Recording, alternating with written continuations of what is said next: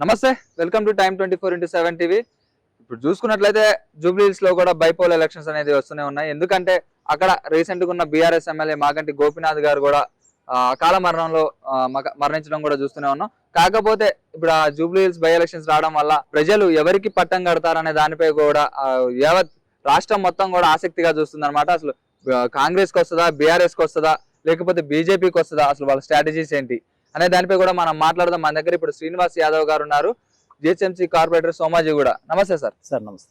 ఇప్పుడు చూసుకున్నట్లయితే bypoll elections వచ్చినాయి. ఆ బైపోల్ ఎలక్షన్స్ లో కూడా కాంగ్రెస్ నుంచి నవీన్ యాదవ్ అంటున్నారు, ఒక పక్కన మళ్ళీ దానం నాగేంద్ర గారి పేరు కూడా వినపడుతుంది.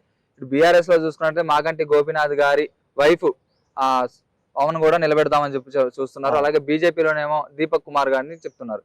అసలు ఎవరికి ప్రజలు పట్టం కడతారు, ఏం చెప్తారు సార్ దాని మీద?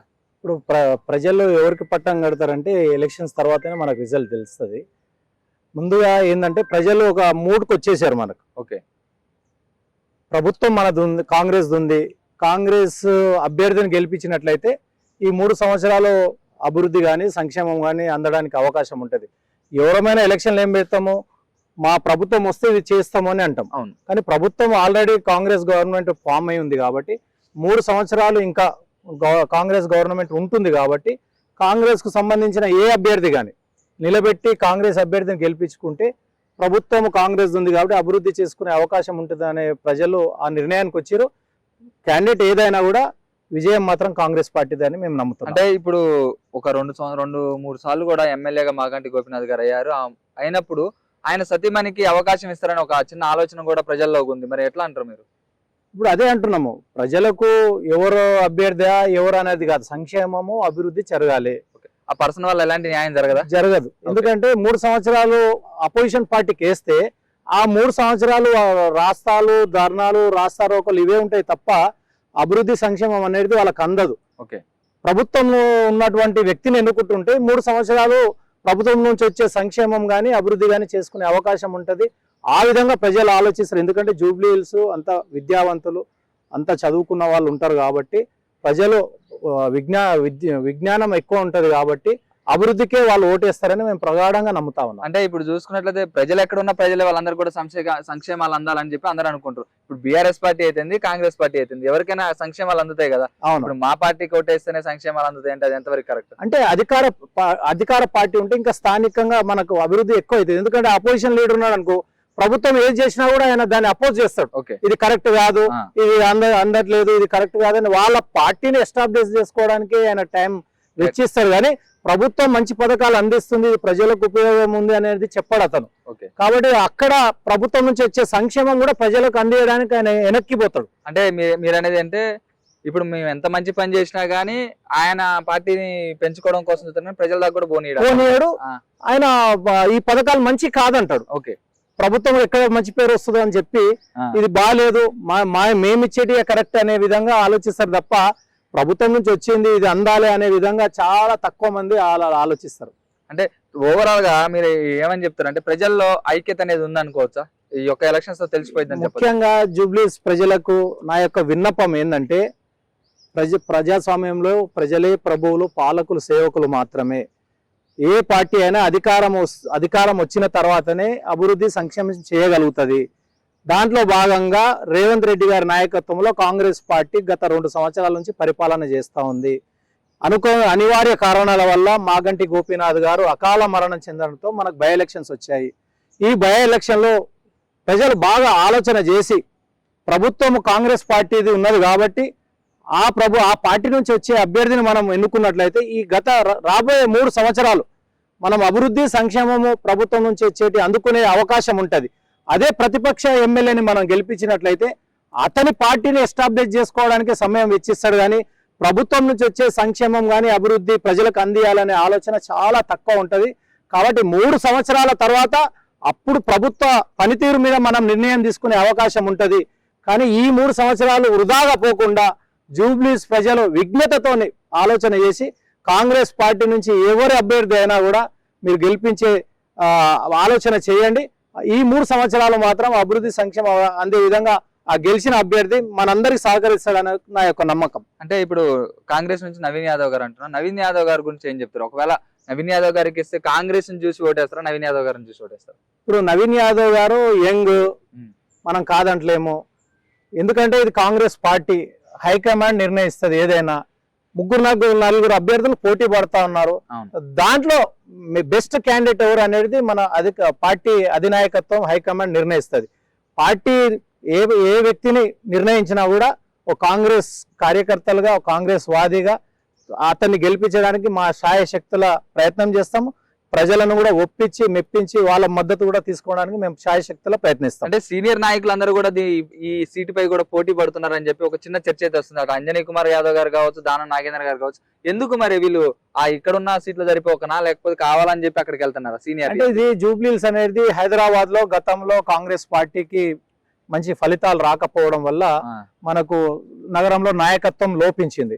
ఇప్పుడు జూబ్లీహిల్స్ నుంచి ఎవరు గెలిచినా కూడా ఒక జూబ్లీహిల్స్ కే పరిమితం కాదు, మొత్తం గ్రేటర్ హైదరాబాద్ లో కూడా వాళ్ళ పనితీరు గాని, వాళ్ళ ఫేస్ గాని ఉండే విధంగా పార్టీ ఆలోచన చేస్తా ఉంది. రాబోయే గ్రేటర్ లో కూడా ఇక్కడ గెలిచిన అభ్యర్థి మొత్తం గ్రేటర్ హైదరాబాద్ ని కూడా సంబంధించినటువంటి వ్యక్తిని నిలబెట్టినైతే, ఒక బిగ్ షాట్ ని నిలబెట్టినట్టయితే పార్టీకి ఉపయోగపడుతుంది, ఇక్కడ ప్రజలకు ఉపయోగపడుతుంది. కాబట్టి రాబోయే జిహెచ్ఎంసీ ఎన్నికలను దృష్టిలో పెట్టుకొని కూడా క్యాండిడేట్ ని నిర్ణయిస్తారనేది మాకున్న సమాచారం. ఓకే, ఇప్పుడు చూసుకున్నట్లయితే బీజేపీకి కొత్త రాష్ట్ర అధ్యక్షుడు కూడా వచ్చిండు, ఎన్ రామచంద్రరావు గారు. ఆయన కూడా నేనేందో చూపిస్తా అని చెప్పడం కూడా సంచలన వ్యాఖ్యలు అనేవి కూడా చేసింది అనమాట. అసలు వాళ్ళ స్ట్రాటజీ ఎట్లుండబోతుంది? బీజేపీకి జూబ్లీహిల్స్ ప్రజలు పట్టం కట్టే అవకాశం ఉందా? జూబ్లీహిల్స్ ఇది పేరుకు మాత్రమే జూబ్లీహిల్స్. జూబ్లీహిల్స్ డివిజన్ లో గానీ, జూబ్లీహిల్స్ సొసైటీలో గానీ, బంజారాహిల్స్ సొసైటీలో గానీ ఒక్క ఓటర్ కూడా మన దగ్గర లేరు. ఉన్నది 90% మాస్ పీపుల్ ఉన్నారు ఇక్కడ. ఒక 10% కొంచెం కాలనీస్ ఫాస్ట్ ఉన్నాయి. పేరుకు జూబ్లీహిల్స్ కానీ ఒక్క జూబ్లీహిల్స్ కూడా దీంట్లో లేదు. షేక్పేట కానీ, ఎర్రగడ్డ కానీ, సోమాజిగూడ కానీ, రహమత్ నగర్, యూసుఫ్గూడ, వెంగళరావు నగర్, రహమత్ నగర్ ఇవన్నీ కూడా మాస్ ఏరియా. మాస్ ఏరియాలో తట్టుకునే నాయకుడిని సెలెక్ట్ చేయబోతుంది పార్టీ. కాబట్టి బీజేపీ స్ట్రాటజీ ఏంటంటే ఇంటర్నల్ గా బీఆర్ఎస్ కు సపోర్ట్ చేయాలి అనేది వాళ్ళకు నినాదం. ఎందుకంటే గతంలో ఎంపీ ఎలక్షన్లు జరిగితే ఉన్న వాళ్ళ బీఆర్ఎస్ క్యాడర్ మొత్తం కూడా లాస్ట్ రోజు బీజేపీకి ఓటు వేసే విధంగా వాళ్ళు లోపాయికారం ఒప్పందం జరిగింది ఎంపీ ఎలక్షన్ లో. ఇప్పుడు స్టేట్ ఎలక్షన్ లో బై ఎలక్షన్ కాబట్టి బీజేపీకి ఎక్కువ బలం లేదు ఇక్కడ. 25,000-30,000 ఓట్ల బలమే వాళ్ళకి ఇక్కడ ఉంది. ఆ 25,000-30,000 ఓట్లను కూడా ఇంటర్నల్ గా బీఆర్ఎస్ కు ఓటు వేయడానికి వాళ్ళు ఇంటర్నల్ గా బీజేపీ లోపాకారి ఒప్పందం జరిగింది. దీన్ని కూడా ప్రజలు దృష్టిలో పెట్టుకోవాలి. ప్రభుత్వం కాంగ్రెస్ ఉంది కాబట్టి ఎన్ని వీళ్ళు జిమ్మకులు చేసినా కూడా బీజేపీకి మీరు మంచి గుణపాఠం చెప్పి ఈ 3 సంవత్సరాలు కాంగ్రెస్ పార్టీని అభ్యర్థి గెలిపిస్తే మనం అభివృద్ధి సంక్షేమం మనకు జరుగుతుందని హామీ ఇస్తారా? మరి ఆ ప్రజలకి అభివృద్ధి సంక్షేమం జరుగుతుంది కాంగ్రెస్ పార్టీ గెలిస్తే? 100%. ఇప్పుడు రేవంత్ రెడ్డి గారు వచ్చిన తర్వాత రైజింగ్ హైదరాబాద్ అని చెప్పి ఇవాళ నెల రోజుల నుంచి వర్షాలు పడతా ఉన్నాయి. ఇక్కడ 1-2 గంటల్లో తప్ప ఎక్కువ నిలబడట్లేదు. అదే బీఆర్ఎస్ ప్రభుత్వం ఉన్నప్పుడు ఒకటోసారి 2సారి వరదలు వస్తే మొత్తం అతలాకుతలం అయిపోయింది. ప్రతి ఇంటికి 10,000 రూపాయలు ఇచ్చి చేతులు దులుపుకున్నారు తప్ప శాశ్వత పరిష్కారం చూపెట్టలేదు. అదే బండి సంజయ్ బండి పోతే బండి, ఇల్లు పోతే ఇల్లు అన్నారు, ఆయన పత్తాలేడు. అట్లా కాకుండా మన రేవంత్ రెడ్డి గారు గట్టి ప్రణాళికలు మన హైడర్ రంగనాథ్ గారిని తీసుకొచ్చారు. ఎక్కడ వాటర్ స్టాగ్నేట్ కాకుండా వాళ్ళు కూడా పర్యటన, మొన్న అమీర్పేటలో కూడా ముఖ్యమంత్రి గారు పర్యటన చేశారు. అంటే ఒక ముఖ్యమంత్రి క్షేత్ర స్థాయిలో పరిశీలన చేస్తున్నాడంటే ఆయనకున్న ఆతృత మనకు అర్థమవుతా ఉంది. వీళ్ళు రేవంత్ రెడ్డి గారిని ఎన్ని అనుకున్నా కూడా ఆయన ఒక సంకల్పంతో పని చేయబోతా ఉన్నాడు. Young dynamic leader. ఇంత చిన్న వయసులో ఆయన తెలంగాణ రాష్ట్రానికి ముఖ్యమంత్రి అయ్యారు. సంక్షేమము, అభివృద్ధి సమపాలనలు నడిపిస్తూ మన తెలంగాణ రాష్ట్రాన్ని అన్ని రంగాల్లో నెంబర్ 1 గా నిలబెట్టాలి. హైదరాబాద్ ని ఒక మంచి, ఎప్పుడు వర్షాలు వచ్చినా ముంపు ప్రాంతం లేకుండా, పేదరికం లేకుండా, తెల్ల రేషన్ కార్డులు ఇచ్చి 10 సంవత్సరాల నుంచి తెల్ల రేషన్ కార్డులు లేవు. ఇప్పుడు ప్రజలు, ఎందుకంటే పేదవాళ్ళు హాస్పిటల్ పోవాలన్నా, బియ్యం తెచ్చుకోవాలన్నా, స్కాలర్షిప్ కావాలన్నా, ఒక డబుల్ బెడ్రూమ్ కు అప్లై చేసుకోవాలన్నా తెల్ల రేషన్ కార్డు ఉండే. కానీ గత ప్రభుత్వము కారు ఉందనో, ఇల్లు ఉందనో, ఏదో 50,000 కారు కొనుక్కున్నా కూడా వాళ్ళు రేషన్ కార్డు కట్ చేశారు, అడగకుండా కట్ చేశారు. కానీ రేవంత్ రెడ్డి గారు వచ్చిన తర్వాత పేదలకు సంక్షేమం అందాలే, తెల్ల రేషన్ కార్డులు ఇవ్వాలి. పెళ్లిళ్ళు అయిన తర్వాత వాళ్ళ పిల్లలకు మళ్ళీ పెళ్లిళ్ళకి వచ్చారు కానీ వాళ్ళ పేరు కూడా ఎక్కడ మెన్షన్ కాలేదు.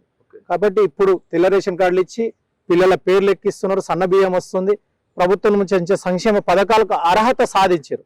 ఇట్లాంటి మంచి పథకాలు తీసుకుపోతుండు. ప్రజలకు పార్టీలతో సంబంధం లేదు. ఎవరు మంచిగా చేస్తే వాళ్ళకు ఓటు వేయడానికి ప్రజలు సిద్ధంగా ఉన్నారు. ఇంకా ఈ 3 సంవత్సరాలు మంచి పరిపాలన చేసి 5 సంవత్సరాలు తిరిగితే ప్రజల దగ్గరికి వెళ్తారు. ప్రజలు ఎవరిని నిర్ణయిస్తే వాళ్ళు రాబోయే రోజుల్లో మళ్ళీ ముఖ్యమంత్రి అవుతారు. కాబట్టి ప్రజల మన్నలను పొందడానికి రేవంత్ రెడ్డి గారు, వాళ్ళ మంత్రివర్గము, ఎమ్మెల్యేలు, కార్పొరేటర్లు నిశలు కష్టపడతా ఉన్నారు. ప్రజలలో తిరుగుమంటున్న మా సీఎం గారు కూడా ఐఏఎస్ ఆఫీసర్లు కూడా చెప్తున్నారు, మీరు క్షేత్రస్థాయిలో తిరగండి, ప్రజల సమస్యలు బాగోగులు తెలుసుకోండి, ఏసీ రూములలో కూర్చుంటే కుదరదు అని చెప్పారు. కాబట్టి అధికారులు కూడా తిరుగుతున్నారు.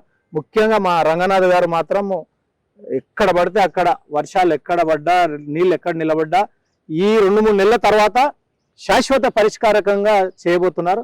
దీనికి ముఖ్యమంత్రి గారికి మనం ఎంత వారిని పొగిడినా తక్కువనే ఉంటది. అంటే ప్రజలలో కూడా వ్యతిరేకత మొదలైందని చెప్పి అపోజిషన్ పార్టీ వాళ్ళు కావచ్చు, బీజేపీ వాళ్ళు కావచ్చు, వాళ్ళందరూ కూడా అంటారు. రైతుల దగ్గర మరీ ఘోరంగా, రైతుల దగ్గర అయితే యూరియా దొరకట్లేదు, నిలబడ్డా కానీ పోలీసులు అందరూ వచ్చి కొడుతున్నారు అని చెప్పి కూడా రైతులందరూ కూడా కాంగ్రెస్ పార్టీ వాళ్ళు ఇదంతా వచ్చిందని చెప్పి వీళ్ళందరూ కూడా, నాయకులందరూ కూడా అంటున్నారు. మరి దానికి మీరు ఏం చెప్తారు? ఇప్పుడు యూరియా మనకు ప్రతి రాష్ట్రానికి పంపించాల్సింది సెంట్రల్ గవర్నమెంట్. బీజేపీ ప్రభుత్వం అధికారంలో ఉంది. నాట్లు వ్యవసాయ పనులు మొదలు కాకముందే మన రాష్ట్ర తరఫున వ్యవసాయ శాఖ మంత్రి గారు పోయి మాకు ఇంత డిమాండ్ ఉంది, ఎరువులు ఇంత కావాలని చెప్పి సంబంధిత మంత్రులకు అందరికి కూడా కలిసి ఇచ్చి వచ్చారు. బీజేపీ పాలిత రాష్ట్రాలకేమో ఎరువులు మంచి పంపించారు. బీజేపీ లేని ప్రాంతాలలో మాత్రమే షార్టేజ్ సృష్టించి ఆ ప్రభుత్వం మీద బురద జల్లడానికి ప్రయత్నిస్తూ రాజకీయ ఎత్తుగడ తప్ప కాంగ్రెస్ పార్టీ ఎక్కడ కూడా రైతులకు ఎరువులు ఆపి ఏదో ఇవ్వకుండా చేయడం కుదరదు. ఇదంతా బీజేపీ కుట్రనే అనుకోవచ్చు. 100% బీజేపీ కుట్రనే. ఇక్కడ 8 మంది ఎంపీలు కలిశారు. మరి వెళ్ళి ఎరువులు తీసుకురండి, వెళ్ళి 2 కేంద్ర మంత్రులు ఉన్నారు కదా. మరి ఇక్కడ కిషన్ రెడ్డి గారు 2 సార్లు సెంట్రల్ మంత్రిగా చేశారు. మరి ఇంత వర్షాలు పడుతున్నాయి, ప్రజలు అతలాకుతలం అవుతారు, ఎక్కడన్నా వారి పర్యటన చేస్తా ఉన్నారా? 5 సంవత్సరాలు అయిపోయింది, మళ్ళీ 1 సంవత్సరంన్నర అయిపోయింది. ఇప్పుడు వరదలు వస్తున్నాయి. మరి రాష్ట్ర ప్రభుత్వాన్ని కూర్చునబెట్టి, జిహెచ్ఎంసీని కూర్చునబెట్టి మరి ఏంది మాకు కేంద్రం నుంచి ఏమైనా బడ్జెట్ కావాలా, ఏమైనా నాలా వెడల్పు చేస్తున్నారా? మరి ఎక్కడన్నా మనం చూసామా? స్టేట్ నాయకులే కష్టపడుతున్నారు, జిహెచ్ఎంసీ హైడ్రానే కష్టపడుతుంది తప్ప కేంద్రం నుంచి ₹1 కూడా మనకు రావట్లేదు. ఇప్పుడన్నా ప్రజలు అర్థం చేసుకోవాలి. కేంద్ర మంత్రి సికింద్రాబాద్ పార్లమెంట్ లో 6.5 సంవత్సరాలుగా కేంద్ర ప్రతినిధిగా మన తరపున ఉన్నాడు. ఎక్కడ కూడా ఏ బస్తీలలో వచ్చి ₹1 పనిచేసిన దాఖలాలు లేవు. కాబట్టి బీజేపీకి ఇస్తే హుసేన్ సాగర్ లో వేసినట్టే మన ఓటు. కాబట్టి జాగ్రత్తగా పని చేసే వాళ్ళకు ఓటేయండి, వాళ్ళతో పని చేయించుకోండి. షేర్ చేయండి, లైక్ చేయండి, సబ్స్క్రైబ్ చేయండి. మరిన్ని వీడియోల కోసం బెల్ సింబల్ పై క్లిక్ చేయండి.